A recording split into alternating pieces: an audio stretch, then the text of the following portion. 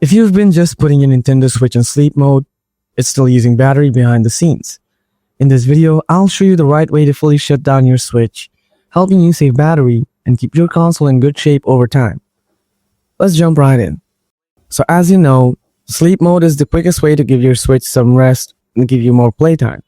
But in sleep mode, the Switch stays partially powered on. This means it can still drain battery slowly even when you're not playing. Turning it off completely is better if you're not using it for a while, like overnight or when traveling. To do this, press and hold the power button on top of the console for about 3 seconds. A menu will pop up. Select power options.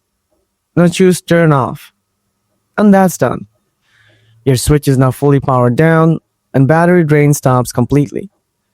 When your Switch is fully powered off like this, you can keep most of its battery charged for weeks, sometimes even a few months, depending on how healthy and old the battery is. Many users have noticed their Switch holds a charge for a long time when completely turned off. If this video helped you, please hit the like button and subscribe for more easy Nintendo tips and tricks. Thanks so much for watching.